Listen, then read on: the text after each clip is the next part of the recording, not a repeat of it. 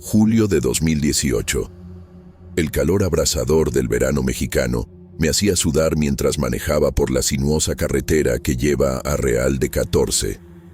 Soy Diego, periodista de investigación desde hace más de una década, y me dirigía a cubrir otra nota. Algo me decía que esta no sería una historia común.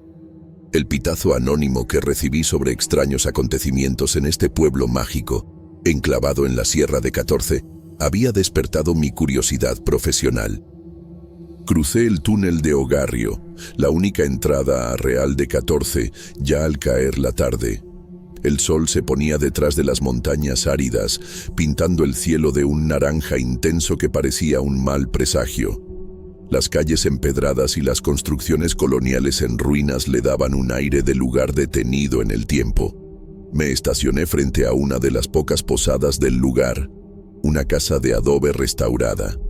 Saqué mi maleta de la cajuela y eché un buen vistazo alrededor. Todo parecía normal, pero había algo en el aire, una tensión palpable. «Buenas tardes», saludé a la señora de rebozo detrás del mostrador de la recepción. Me miró de arriba a abajo, como si tratara de descifrar mis intenciones. «¿Qué trae a un hombre de la ciudad grande a nuestro Real de 14?»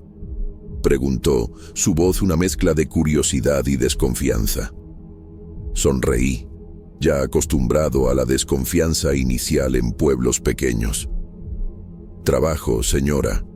Soy periodista y estoy haciendo un reportaje sobre pueblos mágicos de San Luis Potosí», mentí, sabiendo que la verdad podría cerrar puertas antes incluso de comenzar mi investigación. Ya en el cuarto, organicé mis apuntes. La desaparición del regidor local era el punto central de la historia, pero había algo más. Entre líneas, la denuncia anónima sugería un esquema de corrupción, tal vez hasta algo relacionado con el tráfico de peyote, planta sagrada de los huicholes. Miré por la ventana, observando las calles casi desiertas a esa hora. La quietud era perturbadora. En mis años de periodismo de investigación, aprendí a confiar en mis instintos, y estos gritaban que había algo muy mal en este pueblo fantasma. A la mañana siguiente, salí temprano para empezar mi chamba. El sol apenas había salido, pero ya encontré a algunas personas en las calles. Comerciantes abriendo sus tiendas, peregrinos preparándose para visitar la iglesia de San Francisco. Todo parecía normal a primera vista, pero había una tensión en el aire, como si todos estuvieran representando una obra mal ensayada.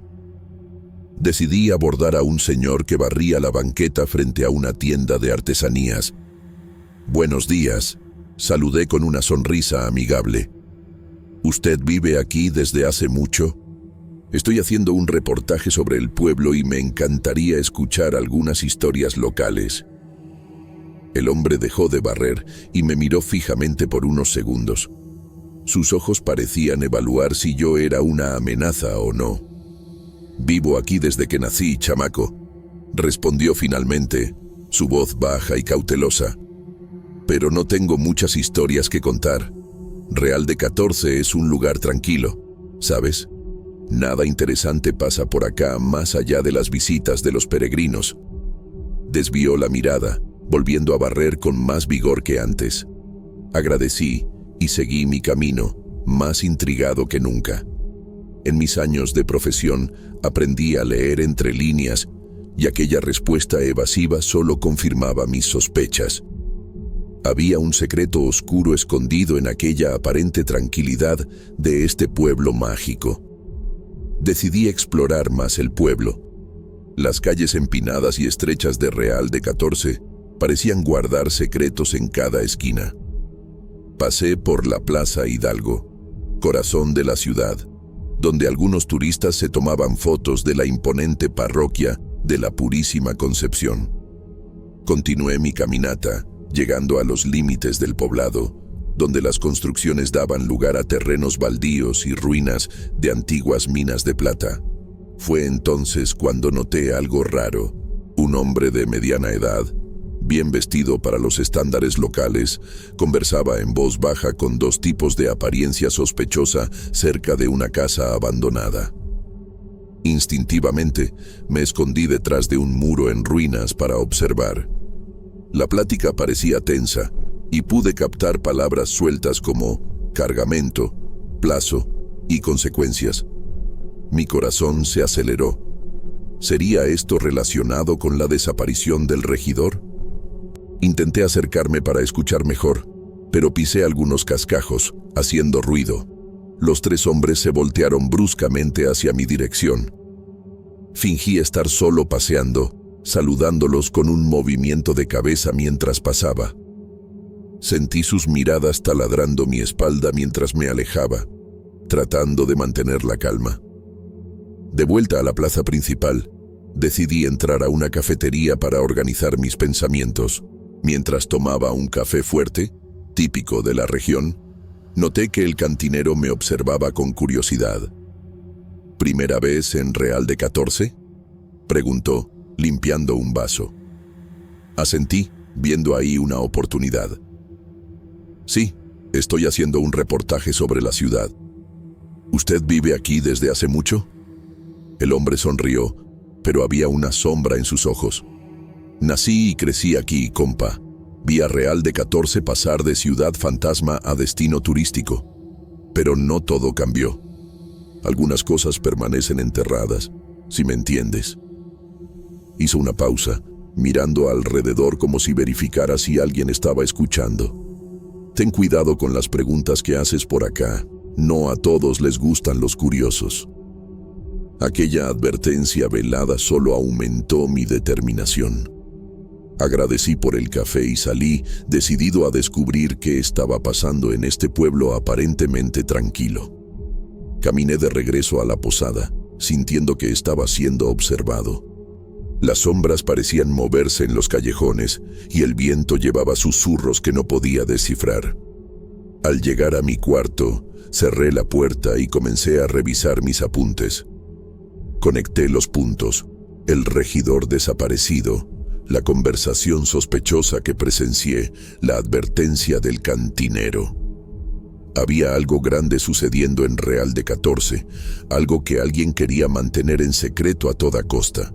Miré por la ventana, viendo el sol ponerse detrás de las montañas, tiñendo el cielo de un rojo sangre. La noche caía sobre Real de 14, y con ella, la certeza de que estaba a punto de sumergirme en aguas mucho más profundas y peligrosas de lo que había imaginado inicialmente.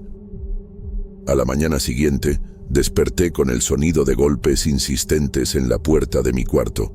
Aún adormilado, abrí para encontrarme con el rostro preocupado de la dueña de la posada. «Señor Diego, hay policías abajo preguntando por usted», susurró, mirando nerviosamente por encima de su hombro. Mi corazón se aceleró. ¿Será que mi investigación ya había llamado la atención de las autoridades locales? Agradecí a la señora y pedí unos minutos para arreglarme. Rápidamente, guardé mis pertenencias más importantes, incluyendo mi laptop y apuntes, en una mochila. Si necesitaba salir de volada, estaría preparado.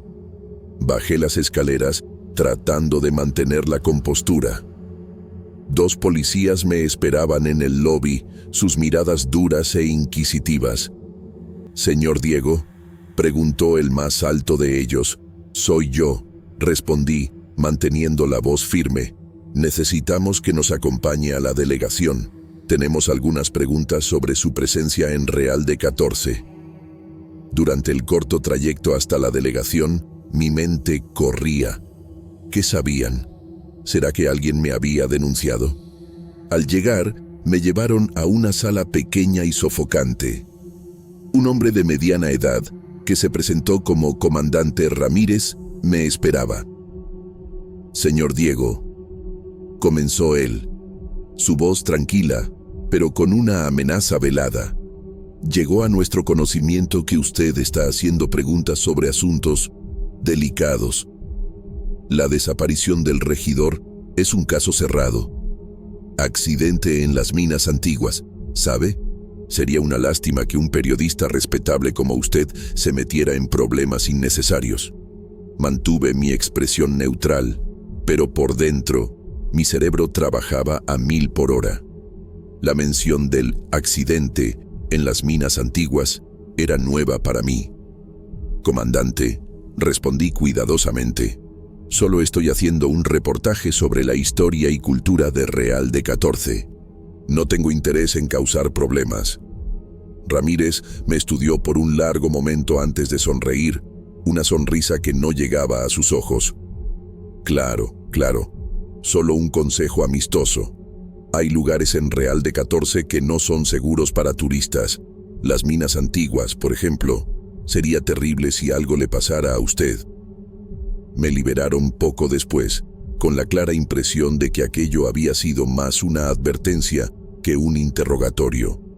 Volví a las calles del pueblo, mi mente dando vueltas con nueva información y preguntas. Las minas antiguas, ¿qué había pasado realmente allí? Decidí que era hora de un enfoque más directo. Caminé hasta una cantina local, frecuentada principalmente por lugareños. Me senté en la barra y pedí una chela. Después de unos minutos de plática casual con el cantinero, mencioné casualmente el accidente en las minas.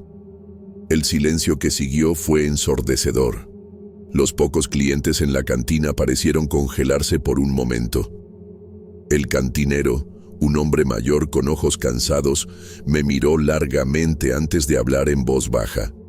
«Mijo, hay cosas en Real de 14 que es mejor dejar enterradas, pero si de veras quieres saber, busca a don Emilio, en la casa azul cerca de la iglesia. Él sabe más de lo que debería». Salí de la cantina con una mezcla de emoción y aprensión. Estaba a punto de desentrañar algo grande. Lo podía sentir. Pero mientras caminaba hacia la casa de don Emilio, no pude evitar la sensación de que ojos invisibles me observaban desde cada ventana, desde cada callejón oscuro de Real de 14. La casa de don Emilio era una casona colonial descolorida, con una fachada azul descascarada que parecía absorber la luz del atardecer. Dudé por un momento antes de tocar la puerta, sintiendo el peso de la decisión que estaba a punto de tomar. Cada golpe resonaba como un presagio sombrío. Largos segundos pasaron hasta que escuché pasos arrastrados del otro lado. La puerta se abrió con un chirrido, revelando a un señor de edad avanzada, sus ojos nublados por el tiempo, pero aún penetrantes. «¿Don Emilio?», pregunté, mi voz más baja de lo que pretendía. Él asintió lentamente, sus ojos estudiándome. «Usted es el periodista», afirmó, no una pregunta. «Pase, las paredes tienen oídos en Real de 14». El interior de la casa era un laberinto de sombras y recuerdos. Don Emilio me guió hasta una sala en el fondo, iluminada solo por velas parpadeantes. El olor a incienso y hierbas secas llenaba el aire. «Usted quiere saber sobre las minas», dijo, sentándose pesadamente en un sillón gastado, «sobre el regidor, sobre los secretos que este pueblo guarda». Su voz era un susurro ronco, cargado de años de silencio. Asentí, incapaz de hablar. Don Emilio cerró los ojos por un momento, como si reuniera valor. «Las minas no están abandonadas, mijo. Nunca lo estuvieron. Lo que extraen de ahí no es plata». Hizo una pausa, sus ojos abriéndose para mirarme fijamente. «Es algo mucho más valioso y mucho más peligroso». Sentí un escalofrío recorrer mi espalda. «¿Qué extraen, don Emilio?». El viejo se inclinó hacia adelante, su voz apenas audible. «Mercurio, mijo, mercurio líquido, toneladas de él escondido en las profundidades de las minas antiguas». Me quedé atónito. «Mercurio, pero eso es extremadamente tóxico e ilegal». Don Emilio asintió gravemente. «Exactamente. Se usa en minería ilegal de oro en otros lugares. Un negocio sucio, pero extremadamente lucrativo. El regidor lo descubrió y amenazó con exponer todo. Y ahora ha desaparecido. Concluí, las piezas encajando. Sí, don Emilio susurró. Pero no es solo eso. El mercurio hace cosas con la gente, con la mente. Aquellos que trabajan en las minas cambian, se vuelven violentos, paranoicos. Algunos dicen que ven cosas que no deberían existir. Sentí que se me helaba la sangre. ¿Y las autoridades? ¿No lo saben? Don Emilio rió amargamente. Las autoridades, mijo, están en el centro de todo esto. El dinero del mercurio compra mucho silencio. Nos quedamos en silencio por un momento, el peso de la revelación flotando en el aire. Finalmente, don Emilio habló de nuevo. Si de veras quiere pruebas, necesita ir a las minas. La entrada escondida está detrás de la capilla abandonada. Hizo una pausa, sus ojos encontrando los míos con una intensidad aterradora. Pero tenga cuidado. Algunos secretos son mortales. Salí de la casa de don Emilio con la cabeza dando vueltas.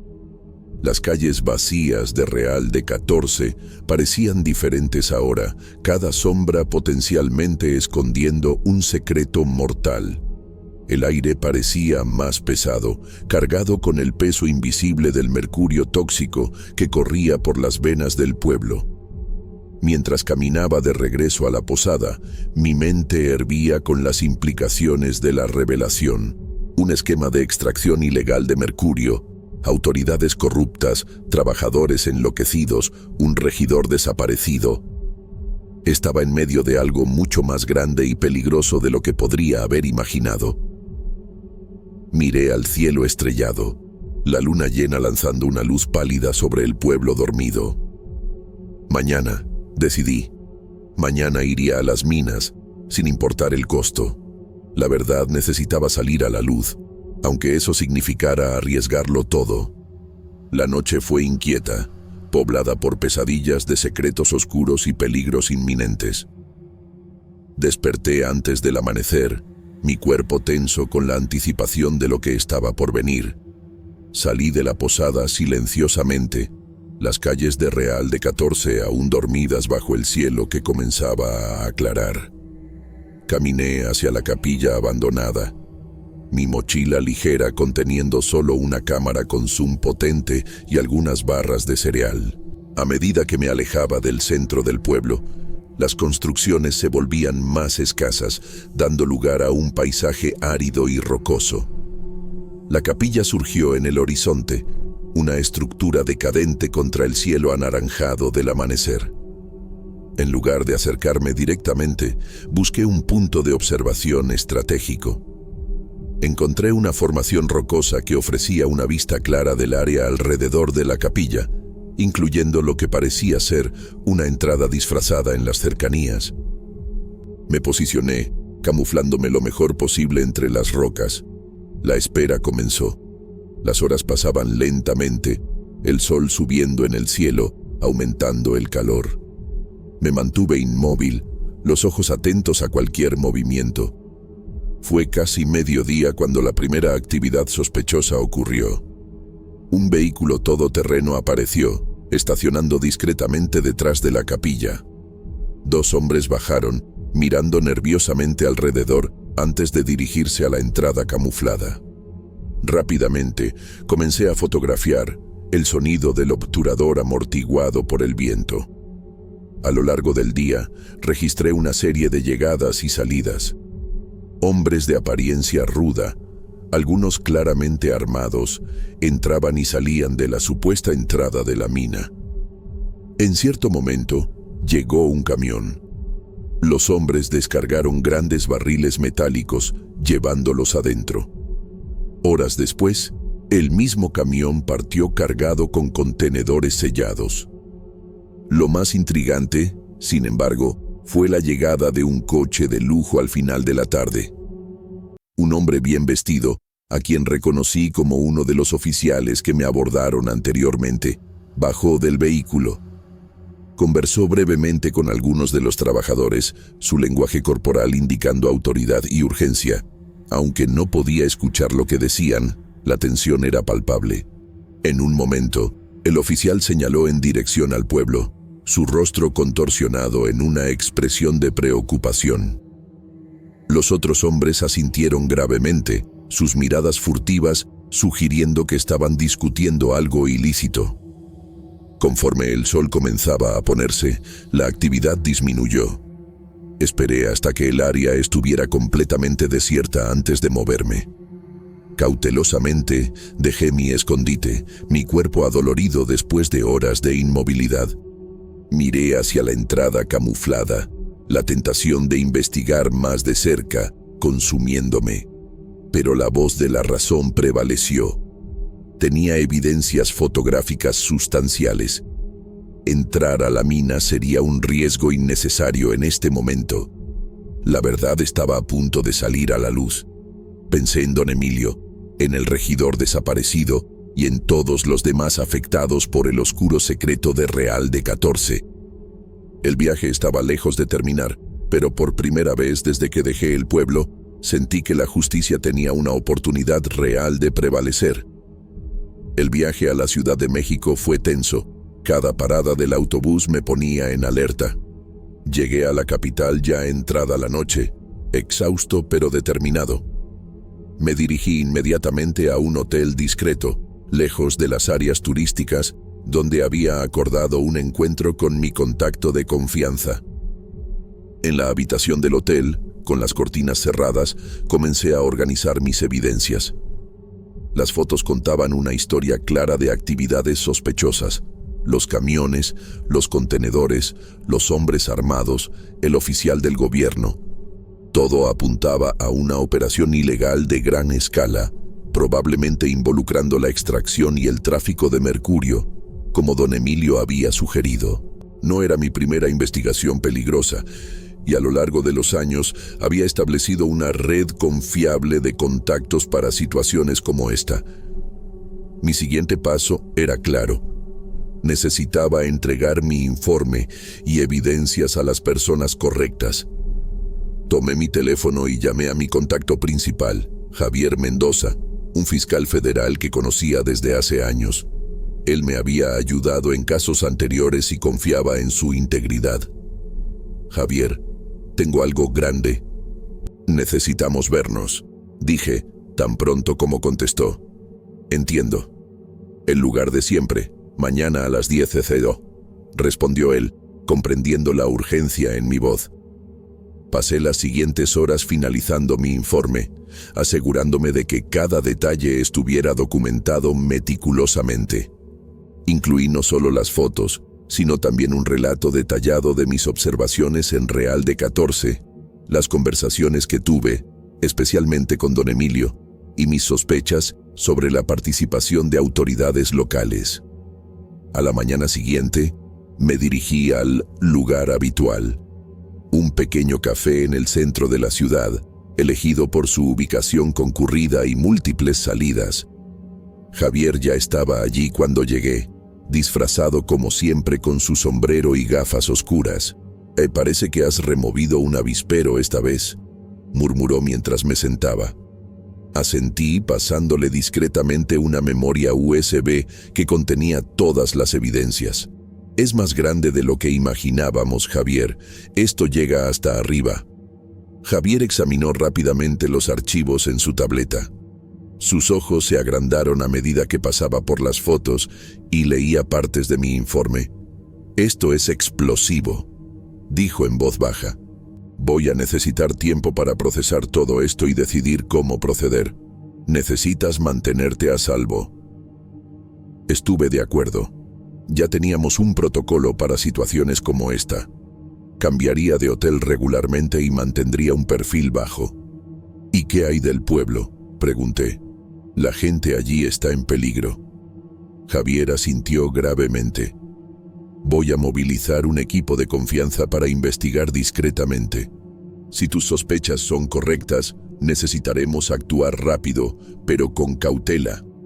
Nos despedimos rápidamente, cada uno saliendo por una dirección diferente.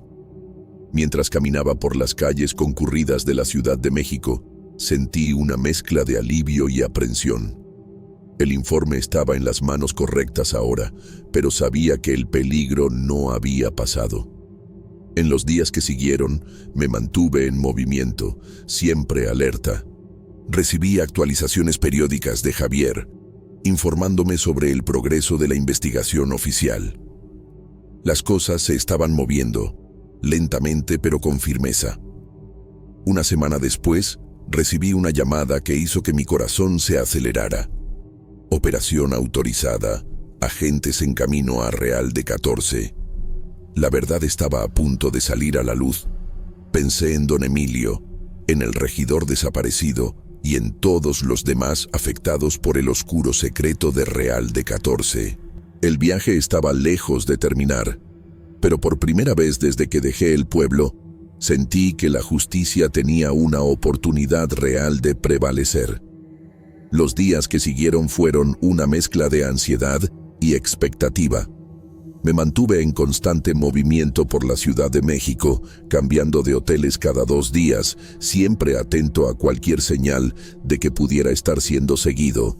Javier me mantenía informado sobre el progreso de la operación, pero la información era escasa por cuestiones de seguridad. Una semana después de nuestra reunión inicial, recibí una llamada de Javier. «Necesitamos vernos. Tengo noticias», dijo, su voz tensa. Nos encontramos en un parque concurrido, caminando casualmente mientras conversábamos. Javier parecía cansado, con ojeras profundas bajo los ojos. La operación en Real de 14 fue un éxito parcial. Comenzó. Y logramos incautar una cantidad significativa de mercurio y arrestar a algunos de los involucrados de bajo nivel.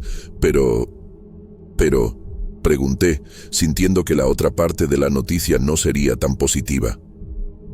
Javier suspiró. Los peces gordos se escaparon.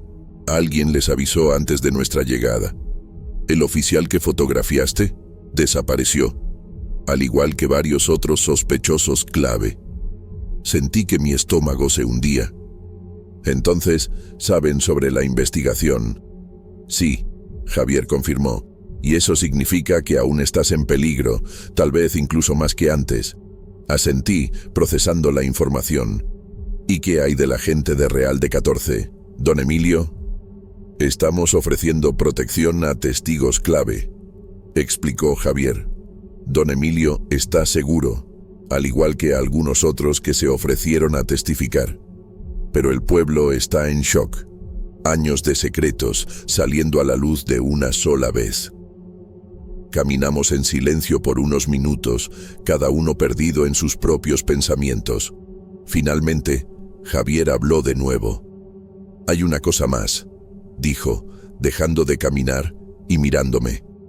«Encontramos evidencia relacionada con el regidor desaparecido». Mi corazón se aceleró. «Y no es bueno», dijo Javier suavemente. «Encontramos restos mortales en una de las minas abandonadas. La identificación aún no es concluyente, pero...» Cerré los ojos, sintiendo el peso de esta revelación. Si era cierto, significaba que el regidor había pagado el precio máximo por intentar exponer la verdad. «¿Qué pasa ahora?», pregunté, abriendo los ojos para mirar a Javier. «Ahora entramos en la fase más difícil», respondió. «Tenemos evidencia, tenemos testigos, pero también tenemos personas poderosas tratando de encubrir todo. Será una batalla larga». Javier entonces me entregó un sobre. «Aquí dentro hay una nueva identidad y boletos para salir del país. Necesitas desaparecer por un tiempo, al menos hasta que podamos garantizar tu seguridad aquí». Miré el sobre, sintiendo el peso de la decisión que necesitaba tomar. Partir significaría dejar atrás la historia por la que había arriesgado tanto. Quedarme podría costarme la vida. «¿Cuánto tiempo?», pregunté. «No lo sé», admitió Javier. «Pueden ser semanas, pueden ser meses. Pero prometo que te mantendré informado y tan pronto como sea seguro, podrás volver y terminar de contar esta historia». Tomé el sobre, sabiendo que realmente no tenía elección. La verdad sobre Real de 14 saldría a la luz, pero el camino sería más largo y tortuoso de lo que había imaginado. «Cuídate», dijo Javier, estrechando mi mano. «Y recuerda, lo que hiciste hará la diferencia. Tal vez no hoy, tal vez no mañana, pero lo hará». 6 meses pasaron desde que dejé México. Mi exilio me llevó a un pequeño pueblo costero en Costa Rica, donde vivía bajo una identidad falsa, trabajando como profesor de inglés en una escuela local. Los días pasaban lentamente, cada uno marcado por la ansiedad de recibir noticias y la frustración de estar lejos de la historia que se había convertido en mi obsesión. Las actualizaciones de Javier eran escasas, pero constantes. La investigación continuaba, enfrentando obstáculos a cada paso. Poderosos intereses políticos y económicos estaban haciendo todo lo posible para acallar el caso, pero la verdad, una vez revelada, tenía su propia fuerza. Una tarde de sábado, mientras corregía trabajos de mis alumnos, recibí una llamada de un número desconocido. Mi corazón se aceleró. Esta era la señal que Javier y yo habíamos acordado para emergencias. «Es hora», dijo la voz familiar de Javier al otro lado de la línea. «Te necesitamos de vuelta. Las cosas están a punto de explotar». En cuestión de horas, estaba en un avión de regreso a México. El viaje fue un borrón de ansiedad y anticipación. Al llegar a la Ciudad de México, fui recibido por Javier en persona, algo que nunca había sucedido antes. «La situación ha cambiado drásticamente», explicó mientras conducía por calles concurridas. Uno de los principales sospechosos, sintiéndose acorralado, decidió colaborar. Entregó documentos, nombres, fechas, todo. Es la pieza final del rompecabezas. «¿Y Real de 14? Pregunté, pensando en el pequeño pueblo que había sido el epicentro de todo esto. «Transformado», respondió Javier con un suspiro. La operación de Mercurio fue completamente desmantelada, pero el costo, muchas vidas fueron afectadas. El pueblo está luchando por reinventarse. Llegamos a un edificio sin descripción en el centro de la ciudad. Dentro, un equipo de fiscales e investigadores trabajaba furiosamente. Javier me presentó como el periodista que había iniciado todo. «Tu trabajo fue el catalizador», dijo una fiscal senior, estrechando mi mano. «Ahora te necesitamos para contar la historia completa al mundo». En las semanas siguientes, me sumergí de nuevo en el caso. Las evidencias que había recolectado meses atrás eran ahora solo la punta del iceberg. La operación de Mercurio en Real de 14 era parte de una red mucho más grande de corrupción y crimen ambiental que se extendía por todo el país y más allá. Trabajé incansablemente, colaborando con el equipo de investigación y preparando una serie de reportajes que expondrían toda la verdad. Era un trabajo peligroso, las amenazas aún eran constantes, pero la importancia de lo que estábamos haciendo superaba el miedo. Finalmente, después de meses de preparación, llegó el día de la publicación. Mi serie de reportajes fue lanzada simultáneamente en varios medios de comunicación nacionales e internacionales. La historia de Real de 14, sus minas secretas, el tráfico de mercurio, la corrupción gubernamental, todo salió a la luz en una explosión de revelaciones. El impacto fue inmediato y sísmico. Protestas estallaron en todo el país. Políticos de alto rango fueron arrestados. Empresas involucradas vieron sus acciones desplomarse. Organizaciones internacionales exigieron acción y responsabilidad. En medio del torbellino, volví a Real de 14. El pueblo había cambiado, estaba más sombrío, pero también con un aire de determinación. Don Emilio me recibió con un abrazo cansado. «Y cumpliste tu promesa», dijo, con los ojos llorosos. «La verdad salió a la luz». Caminando por las calles familiares, vi las señales de una comunidad luchando por sanarse y reinventarse. Proyectos de descontaminación, estaban en marcha. Nuevas iniciativas económicas surgían para reemplazar la industria ilegal que había sostenido al pueblo durante tanto tiempo. Me detuve en la plaza central, mirando hacia las montañas que escondían las minas, ahora silenciosas. La historia de Real de 14 no había terminado. De hecho, un nuevo capítulo apenas comenzaba. Y sabía que continuaría contando esta historia, no solo del pasado sombrío, sino del futuro que esta comunidad resiliente estaba determinada a construir. La verdad había costado caro, pero finalmente estaba libre. Y con ella llegaba la esperanza de un nuevo amanecer para Real de 14 y para todos aquellos afectados por sus secretos enterrados durante tanto tiempo. Mi nombre es Juan y tengo 32 años. Trabajo en las fábricas de tequila aquí en Tequila, un pequeño pueblo de México. Una noche, salí tarde del trabajo, como siempre pasa cuando estamos cosechando el agave, la planta que usamos para hacer tequila. El aire estaba lleno del dulce olor de las plantas que estaban siendo cocidas. Me subí a mi vieja camioneta y comencé a bajar por la calle principal hacia mi casa. Era casi medianoche y las calles estaban vacías, con excepción de algunos turistas saliendo de los bares. Fue entonces cuando vi algo extraño por el espejo retrovisor. Un coche negro, grande y antiguo, que parecía no encajar con las calles empedradas de nuestro pueblo, venía detrás de mí. Al principio no me preocupé mucho. Después de todo, Tequila recibe visitantes de todas partes, pero algo en ese coche me inquietó. Seguí conduciendo, pasando por la plaza del pueblo con su gran iglesia. El coche no dejaba de seguirme. Giré a la derecha en una calle más estrecha que lleva a los campos donde plantamos el agave. Para mi sorpresa, el coche giró conmigo. Mi corazón comenzó a latir más rápido. ¿Estaría imaginando cosas? Disminuí la velocidad cerca del museo del pueblo, esperando que pasara, pero no. El coche también redujo la velocidad. Aceleré de nuevo, mis manos sudando en el volante.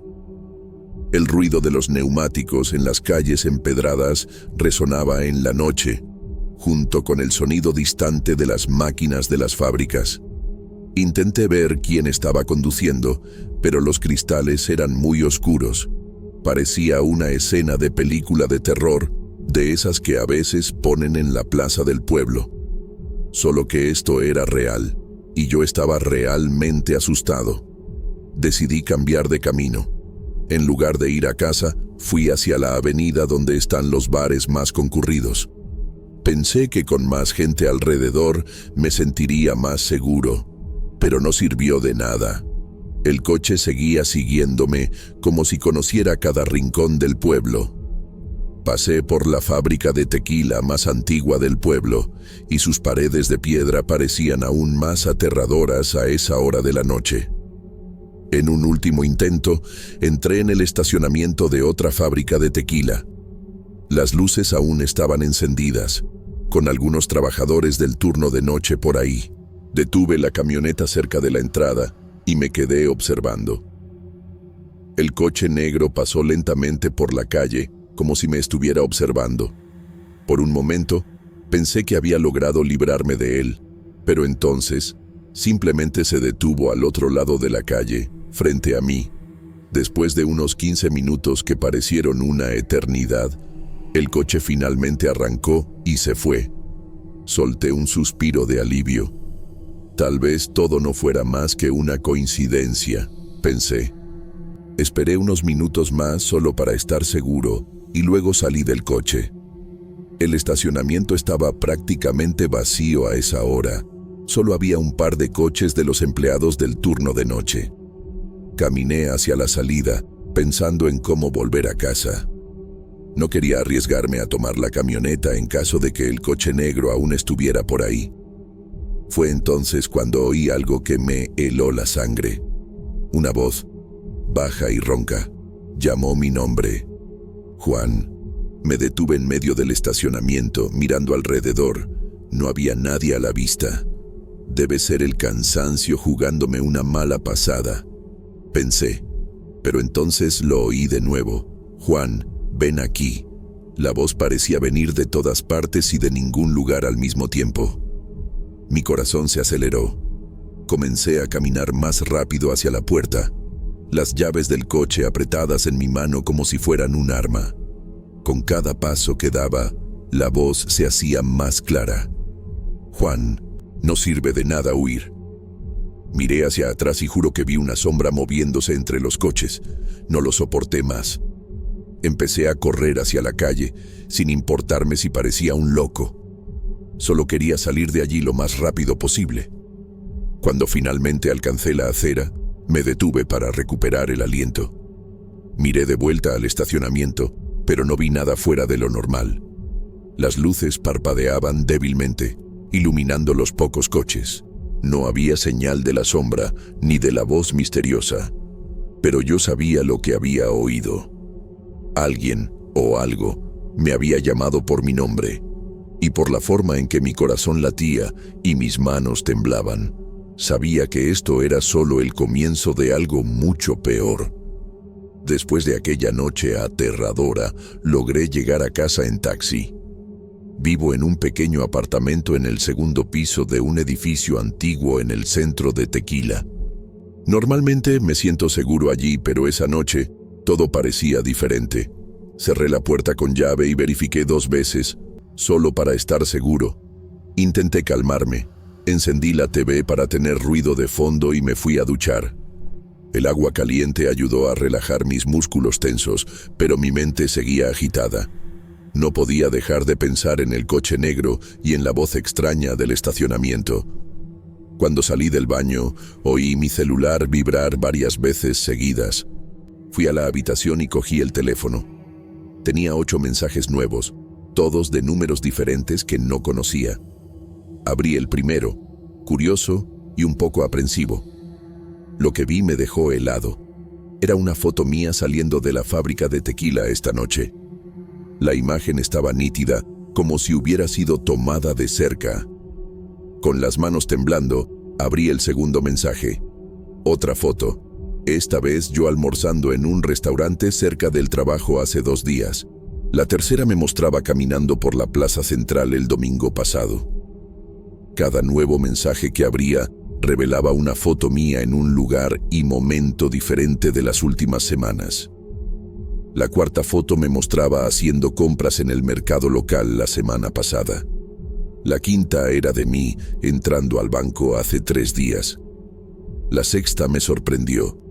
Yo durmiendo en mi propia cama, la foto claramente tomada desde la ventana de mi habitación. La séptima me mostraba conversando con un amigo en la puerta de un bar hace 2 semanas. La octava y última foto fue la que más me asustó. Era yo, parado en el estacionamiento de la fábrica, mirando asustado a los lados. La foto había sido tomada hace menos de 1 hora, justo después de que oí aquella voz extraña llamándome. Intenté llamar de vuelta a uno de los números, pero caía directamente en el buzón de voz. Intenté con otro, lo mismo. Ninguno de los 8 números parecía estar activo. La sensación de estar siendo observado volvió con fuerza. Fui hasta la ventana y miré a la calle, medio esperando ver a alguien fotografiándome. No había nada fuera de lo común, solo las calles vacías de siempre, pero eso no me tranquilizó ni un poco. Pasé toda la noche despierto, alternando entre mirar por la ventana y revisar el celular. No podía dejar de pensar en las fotos. ¿Quién podría estar siguiéndome durante tanto tiempo sin que me diera cuenta? ¿Por qué estaban haciendo esto? ¿Qué querían de mí? Cuando el sol finalmente salió, estaba exhausto y aterrorizado. Miré por la ventana una última vez antes de arreglarme para ir al trabajo, medio esperando ver a alguien fotografiándome. No vi a nadie, pero ahora sabía que eso no significaba nada. Podrían estar en cualquier lugar, en cualquier momento. La pregunta era, ¿qué harían a continuación? Después de aquella noche aterrorizante con los mensajes y fotos, los días siguientes fueron un borrón de paranoia y miedo. Apenas podía concentrarme en el trabajo, siempre mirando por encima del hombro, esperando ver a alguien fotografiándome o aquel coche negro. Incluso pensé en ir a la policía, pero ¿qué les diría? ¿Que estaba recibiendo fotos mías de números desconocidos? Sin pruebas concretas de amenaza, dudaba que pudieran hacer algo. En la cuarta noche después del incidente, mientras intentaba relajarme viendo la TV en la sala, noté algo extraño. Un pequeño punto de luz roja, como un láser, apareció brevemente en la pared opuesta a la ventana. Mi corazón se aceleró. Corrí hasta la ventana, pero no vi a nadie en la calle. El punto rojo había desaparecido. Decidí cerrar todas las cortinas y cerrar las ventanas con llave. Apenas había terminado cuando oí golpes en la puerta. Eran 3 golpes rápidos, seguidos de silencio. Me quedé paralizado, sin saber qué hacer. Los golpes se repitieron, más fuertes esta vez. Me acerqué silenciosamente a la puerta y miré por la mirilla. El pasillo estaba vacío. Volví al sofá, temblando. Fue entonces cuando mi teléfono empezó a sonar. Era un número desconocido. Dejé que sonara hasta que cayó en el buzón de voz. Segundos después, empezó a sonar de nuevo. Otro número desconocido. Apagué el sonido del teléfono, pero seguía vibrando cada pocos minutos, siempre con números diferentes. Pasé toda la noche despierto, alternando entre mirar por la ventana y revisar el teléfono. El punto de láser rojo apareció algunas veces más, siempre por breves segundos. Los golpes en la puerta se repitieron en intervalos irregulares, a veces fuertes, a veces casi inaudibles. Mi teléfono no dejaba de recibir llamadas. Cuando el sol finalmente salió, estaba exhausto y aterrorizado. Miré por la ventana una última vez antes de arreglarme para ir al trabajo. La calle parecía normal, con las primeras personas saliendo a trabajar. Pero ahora sabía que la apariencia de normalidad no significaba nada. En los días siguientes, el patrón continuó.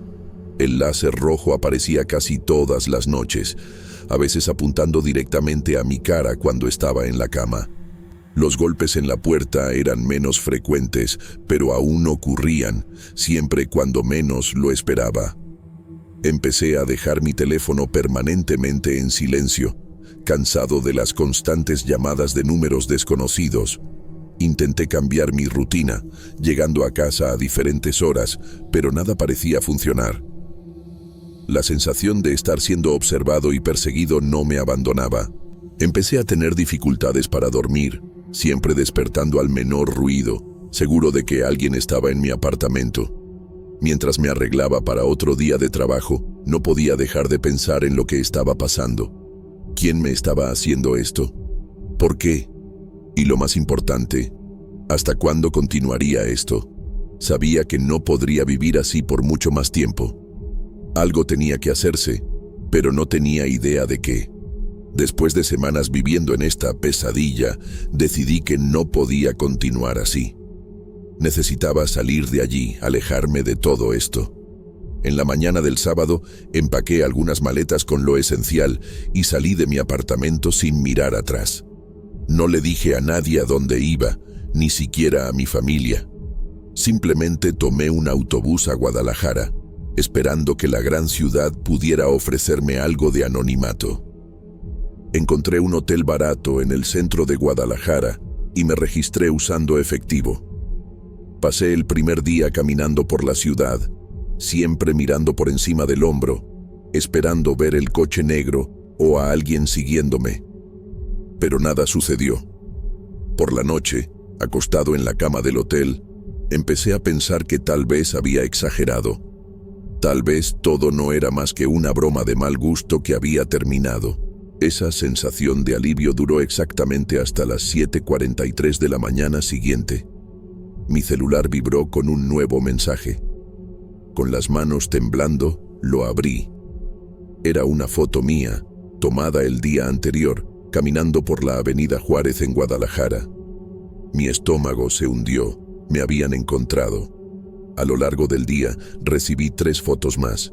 Una me mostraba entrando al hotel, otra era de mí comprando un sándwich en una cafetería. La tercera, la que más me asustó, me mostraba durmiendo en la cama del hotel la noche anterior. La foto había sido tomada desde la ventana de la habitación. Entré en pánico. Cambié de hotel esa misma noche, esta vez eligiendo un lugar más caro, con mejor seguridad. No sirvió de nada. A la mañana siguiente, ahí estaban más fotos. Yo en el vestíbulo del nuevo hotel, yo cenando en un restaurante cercano, yo mirando asustado por la ventana de mi habitación. En los días siguientes, cambié de hotel 2 veces más. Incluso tomé un autobús a otra ciudad, Morelia. Pero las fotos siguieron llegando. No importaba a dónde iba o qué hacía, ellos siempre parecían estar un paso adelante de mí. Después de una semana en esta fuga frenética, estaba exhausto, paranoico y sin dinero. Sentado en un banco de plaza en Morelia, mirando la última foto que había recibido, yo en ese mismo banco, tomada segundos antes, me di cuenta de que no podía continuar así. Tomé una decisión difícil. Volvería a Tequila. Si no podía huir de ellos, tal vez era hora de enfrentarlos. Al menos en Tequila conocía el terreno, tenía amigos, contactos. Tal vez allí finalmente podría descubrir quién estaba detrás de todo esto y por qué. Mientras esperaba en la estación de autobuses el bus que me llevaría de vuelta a casa, recibí otra foto. Era yo, sentado allí mismo, mirando ansiosamente el celular. Junto con la foto, había un mensaje. Bienvenido de vuelta, Juan. Estaremos esperándote. Con una mezcla de miedo y determinación, abordé el autobús. No sabía qué me esperaba en Tequila, pero estaba cansado de huir. Era hora de descubrir la verdad, sin importar cuán aterradora pudiera ser. El autobús llegó a Tequila al final de la tarde. Mientras caminaba por las calles familiares, sentí una mezcla de alivio y aprensión. Por un lado, era bueno estar de vuelta. Por otro, sabía que quienquiera que me estuviera persiguiendo estaba cerca. Decidí no volver a mi apartamento. En su lugar, fui a la casa de Miguel, mi mejor amigo desde la infancia. Se quedó conmocionado al verme, especialmente cuando le conté todo lo que había sucedido. Miguel insistió en que me quedara con él por un tiempo. Esa noche, sentados en la cocina de Miguel, comenzamos a analizar todas las fotos que había recibido. Buscábamos patrones, detalles, cualquier cosa que pudiera darnos una pista. Fue Miguel quien notó algo extraño. «Juan, mira esto», dijo, señalando una de las fotos tomadas en Guadalajara. En el reflejo de un escaparate se podía ver vagamente a la persona tomando la foto. Era un hombre con gorra y gafas oscuras. Examinamos las otras fotos y nos dimos cuenta de que el mismo hombre aparecía en varias de ellas, siempre parcialmente visible en reflejos o sombras. No se podía ver su rostro claramente, pero era definitivamente la misma persona. Al día siguiente, decidimos investigar. Comenzamos preguntando a nuestros conocidos en la ciudad si habían visto a alguien sospechoso en las últimas semanas. La mayoría no sabía nada, pero don Pedro, el dueño del bar local, mencionó haber visto a un extraño haciendo muchas preguntas sobre mí. Animados con esta pista, fuimos al bar esa noche. Don Pedro nos mostró las grabaciones de las cámaras de seguridad. Y ahí estaba él, el hombre de la gorra y las gafas oscuras. La calidad del video no era buena, pero se podía ver que estaba conversando con varios clientes, aparentemente preguntando sobre mí. Mientras veíamos el video, mi celular vibró. Otra foto. Esta vez, éramos Miguel y yo viendo la grabación en el bar. El mensaje decía: «Te estás acercando, Juan, pero no lo suficiente». Salimos del bar sintiendo una mezcla de miedo y determinación. Estábamos progresando, pero quienquiera que estuviera detrás de esto claramente sabía que estábamos investigando. En los días siguientes, Continuamos nuestra investigación. Hablamos con más personas, revisamos más grabaciones de seguridad. Poco a poco, empezamos a armar un patrón. El hombre misterioso parecía estar siempre cerca, pero nunca interactuaba directamente conmigo. Hablaba con personas a mi alrededor, observaba desde lejos, pero nunca se acercaba. Una semana después de mi regreso, tuvimos nuestro primer gran descubrimiento. Una de las meseras del restaurante donde solía almorzar se acordó del hombre. Dijo que se había presentado como periodista, diciendo que estaba haciendo un reportaje sobre la industria del tequila en la ciudad. Con esta información, comenzamos a buscar periodistas que hubieran visitado Tequila recientemente.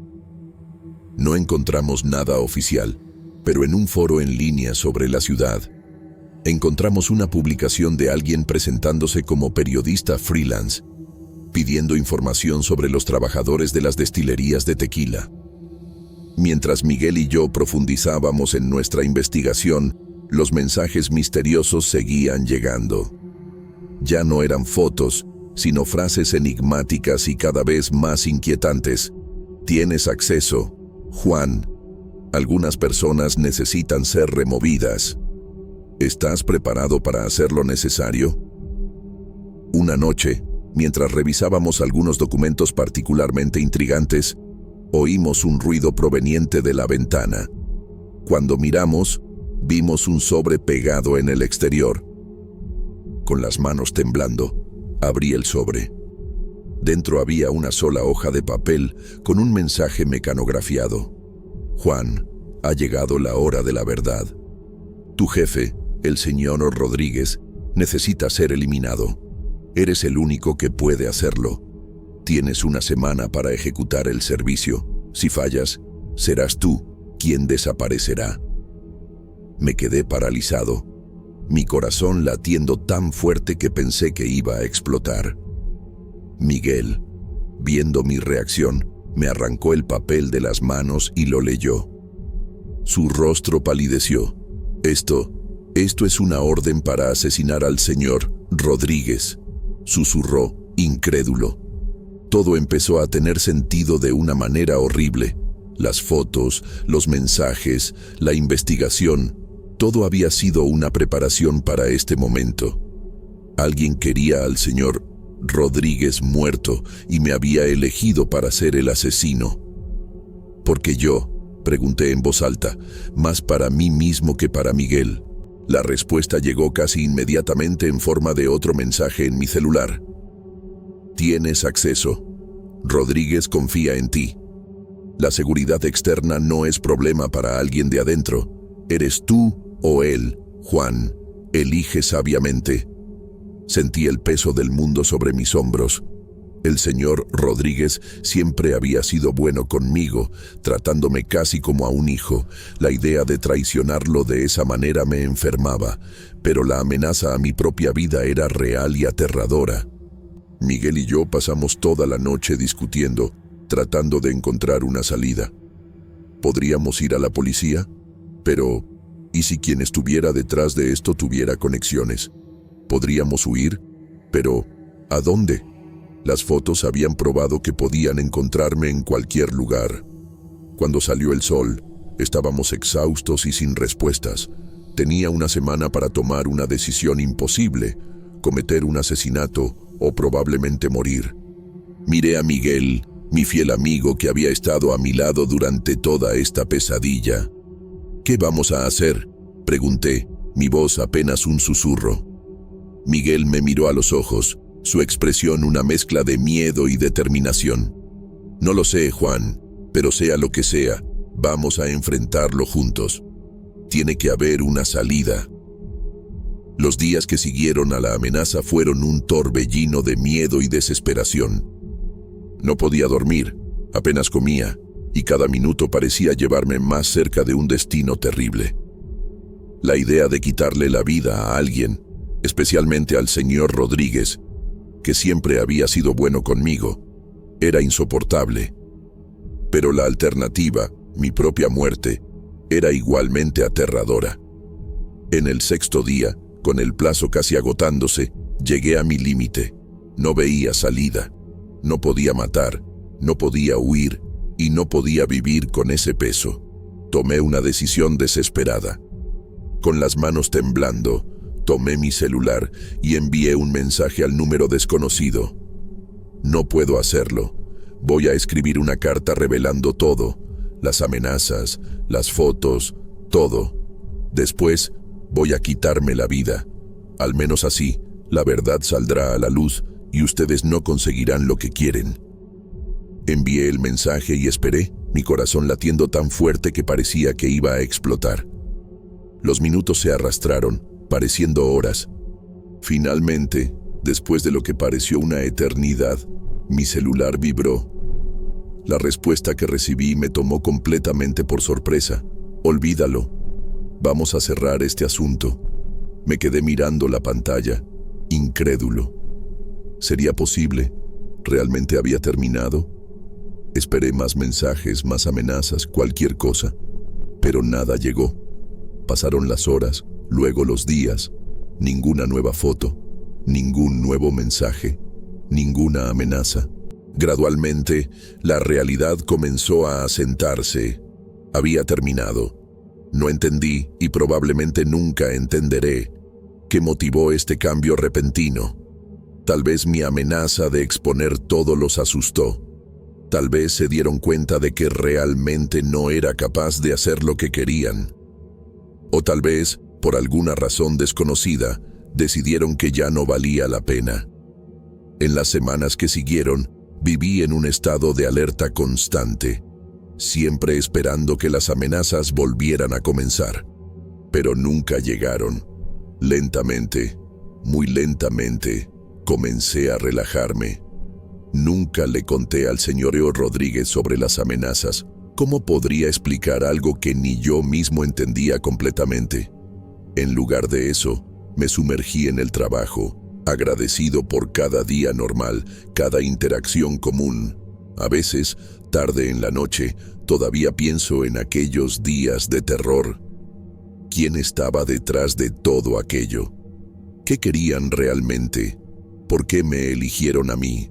Probablemente nunca sabré las respuestas. Lo que sé es que la experiencia me cambió profundamente. Aprendí el valor de la vida, la mía y la de los demás.